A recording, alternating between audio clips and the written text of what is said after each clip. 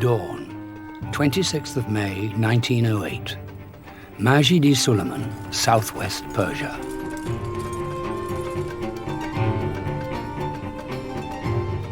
This day is almost the last chance for a small group of explorers who have been looking for oil across Persia for 6 years.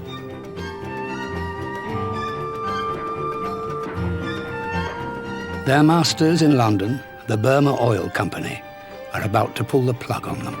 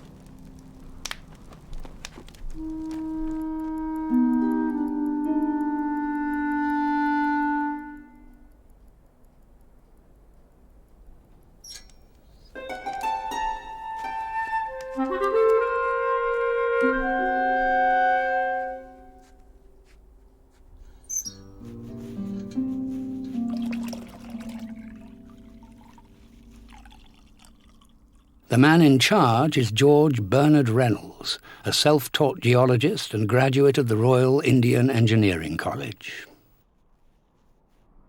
Well, Reynolds is clearly a very special man. He was the commander. I think the job title was the commander of oil operations. My understanding is that he was a civil engineer, but who actually understood many of the basic concepts of geology. Reynolds was in his 50s, the son of a vice-admiral, very fit, domineering personality, and stood no nonsense from anyone. He was convinced that the project was right, and sure he knew more about it than the board back in London. He started the work at a place called Chiasuk, which is today on the Iranian-Iraqi border, not far from the Kirkuk oil field. And he drilled 2 wells there. The second well found some oil, but after about 3 months they all dried up. Unfortunately, there had been great celebrations in London, so it was a false dawn, and I think that's always the worst place to be because expectations get set and then they were dashed. The question, when do you expect to strike oil, is on the lips of all those interested in the success of the undertaking. But it's one I find exceedingly difficult to answer.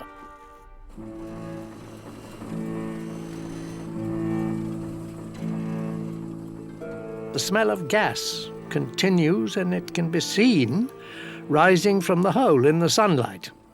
We've struck a bed of salt, but there is no sign of oil.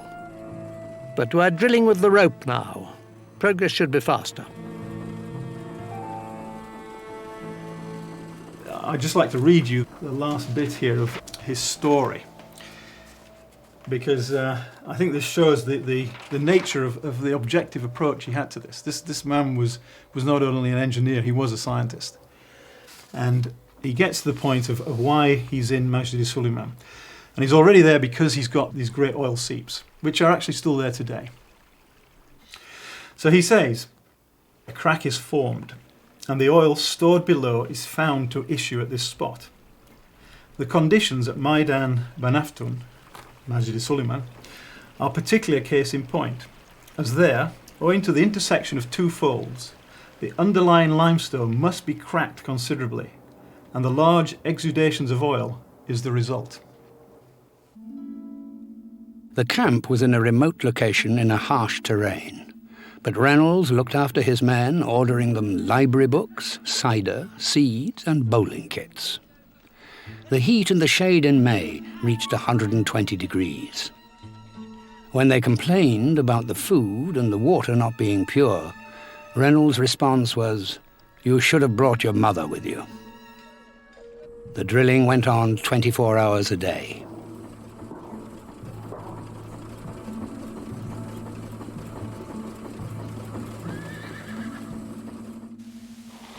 British, on an island and away from it all. British and enjoying such a beautiful summer. Grey toppers, smart turnouts, a summer in which to see and be seen. I hear young Lord so-and-so is engaged. 3 weeks to the day before Reynolds discovered oil, a successful businessman called William Knox Darcy had married off his daughter. Blue jackets with drawn cutlasses lined the way yesterday afternoon at St. James's, Spanish Place, where Mr. Philpott and Miss Ethel Darcy were married in the presence of a large number of friends. The bride, who was given away by... Darcy, who had made a fortune out of gold mining in Australia, was the venture capitalist behind Reynolds' expedition. William Knox Darcy took an enormous risk. He got into the oil business because he was a multimillionaire, and he said to himself, what's the next best thing? And he decided that oil was a nice little venture he'd like to get into. And he started it off as a hobby, rather like a wealthy man today has a racehorse. The trouble was, his damned pony nearly ate him alive, and he was pouring money down a big black hole. The really remarkable thing about Persia is that oil has been described there ever since the days of Herodotus. People have known it was a petroliferous place.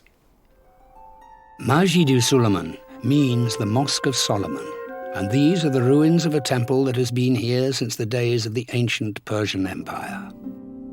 It was used by Zoroastrian fire worshippers whose altar fires were fed by vast subterranean reservoirs of oil.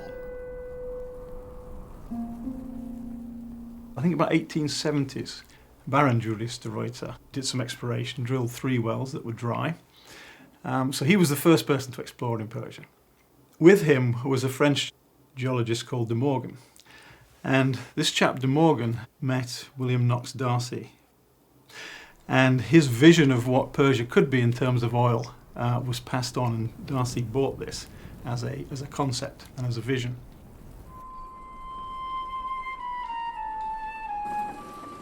Darcy's man in southwest Persia knew he was roughly in the right place, but even a reservoir as large as Masjid-i-Suleiman is easy to miss. At the time, many of today's geological concepts were already known and well used. The idea of an anticline and the anticlinal entrapment of oil, the idea that natural seepage was somehow related to oil underground. Many of these concepts were well understood, and Reynolds certainly understood them. This is the cross-section I drew when I was there, and it wasn't obvious to me at the time that had I been Reynolds I would have gone to the same place, which of course is deeply embarrassing.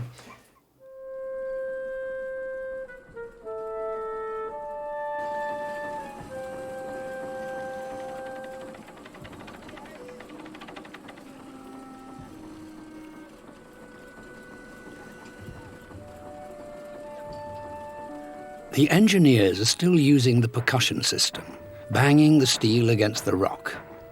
Only 10 days before this particular morning, they lost the bit and had to fish for it.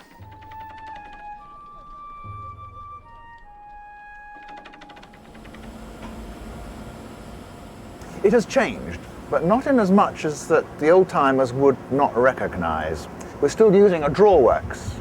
We're using all the hoisting arrangement is identical. They would recognize these elevators. They would recognize the slips. Everything has got a lot bigger.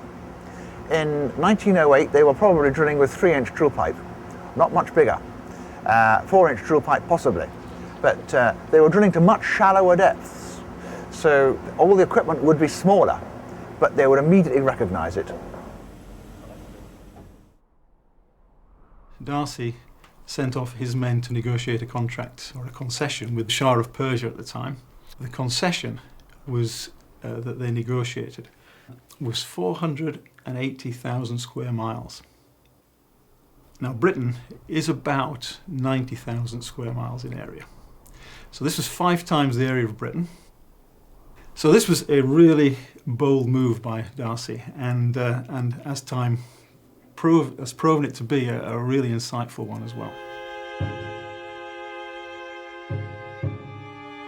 But by May 1908, his money was almost exhausted. He'd even put his magnificent mansion just outside London on the market. According to my grandmother, he was down to his last £10,000 when they struck. And he had a personal overdraft of over £500,000, which in those days was, it's mind-bogglingly big. And it was personal. It was his own personal account. That equates to something like £36 million in modern money. He was friends with the Rothschilds. He had a lot of friends. He might well have been bailed out, but it was very touch and go.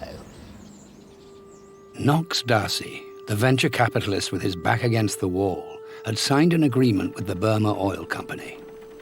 They'd bankroll him on the understanding that if oil was found, they would control the company formed to exploit it.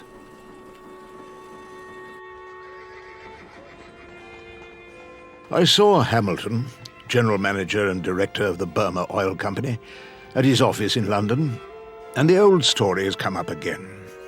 The Burma oil money voted is exhausted, and Hamilton assures me, and I think he's genuine and believes it, that unless I find half of the expenditure in future, the work must stop. Of course I cannot find £20,000 or anything, and what to do I know not.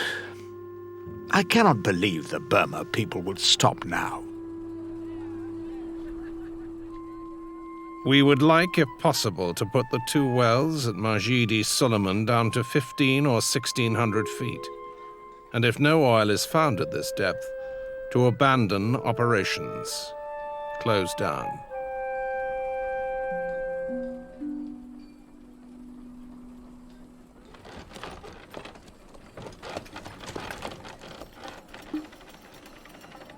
Reynolds was not only a brilliantly instinctive geologist, he also had to have an understanding of the politics that always seem to come to the fore when oil is on the agenda. Southwest Persia was a lawless place, dominated by a nomadic tribe called the Bakhtiari.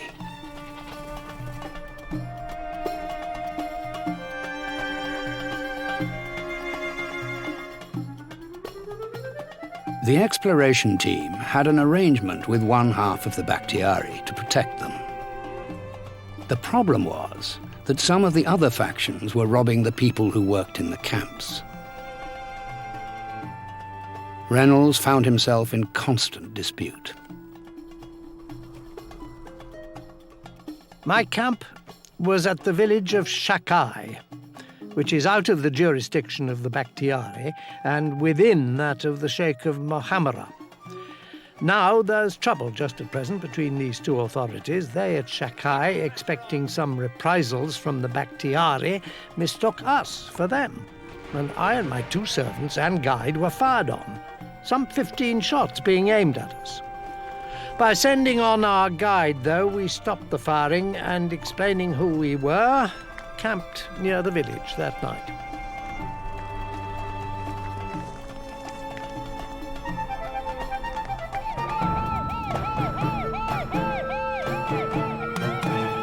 Bakhtiaris are a tribe which they used to, in the winter time, they used to come to south of the mountain. And in summertime, when the southern part is warm, they used to immigrate. They used to take their tents and go to the northern side of the mountains. A lot of them were recruited to handle the equipment, and they knew the area, the footprint. So they got involved, and they were gradually trained to work for the oil industry.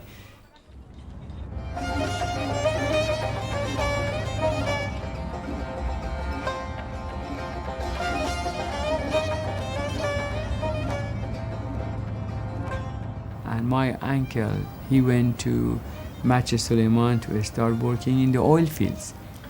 So I decided to take this journey and to go to this town and see it for the first time for myself, and where my uncle, how did he live there.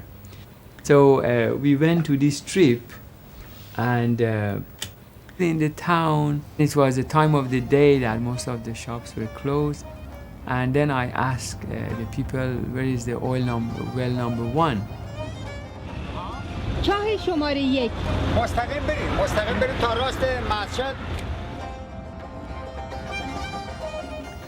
And I had the impression that it was sort of in a sort of desert environment, remote. But surprisingly, I realized that once the oil production had run down and the houses and civilization had started to encroach around the well, so the oil well was now in the middle of closer to the town center.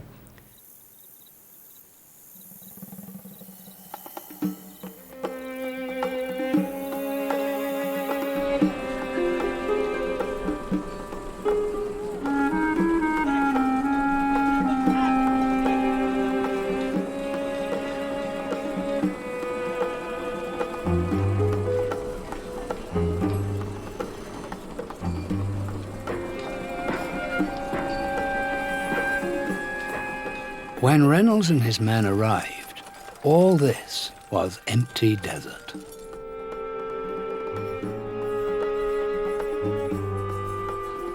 They had to build the road to Majidi Suleiman by blasting their way through solid rock.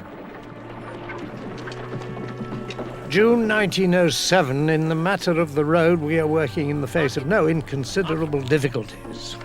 In the matter of labour, food, and drinking water for the men, and extreme heat of the weather to which the labour is subjected while working in the enclosed valley through which the Tembe River, salt water, flows.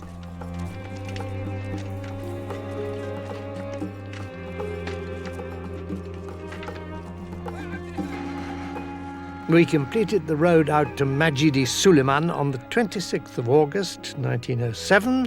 We did not begin drilling at well number 1 until the 22nd of January, 1908. The next 4 months were the most arduous of my professional career.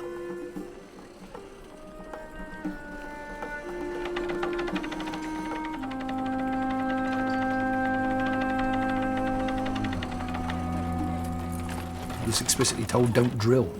And he ripped up the piece of paper and carried on drilling. And bingo, the rest is history. They always used to have outside Britannic House, that Majidi Suleiman well, on that completion. I think it was 4.5 inch, it may have been a 7-inch completion, produced 50 million barrels. I mean, one well. It's an enormous amount of oil. And that was a real memory to say, hey, this is what our business is really all about.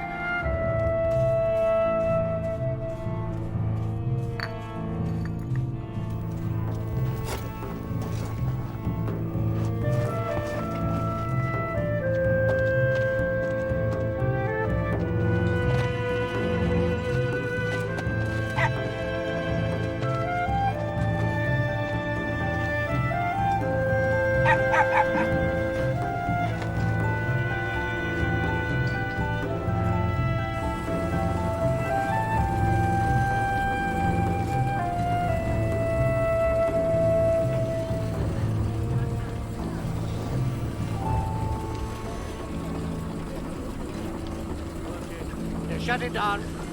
Shut it down now, please. Shut it down.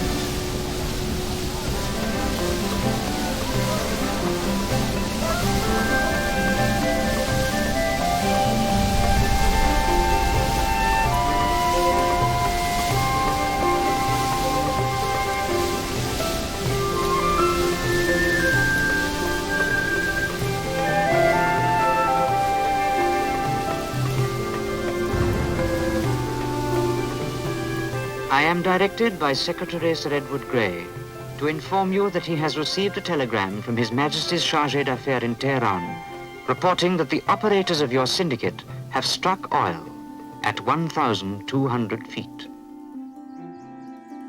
The story is that they were at dinner here at Stanmore, and the butler came in with a telegram, and WK opened it and he read it and he put it under his water glass.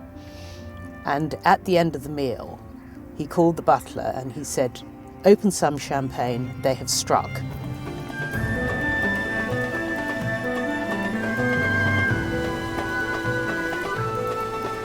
I mean, he got a surprise in the scale of the success.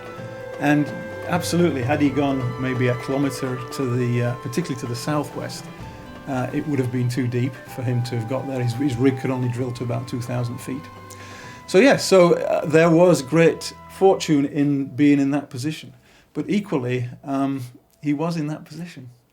And, who's to say that it was luck? I think it was luck that he made, if it was luck at all. And actually, I think it was just a bunch of people who spent 7 or 8 years actually learning how to do this.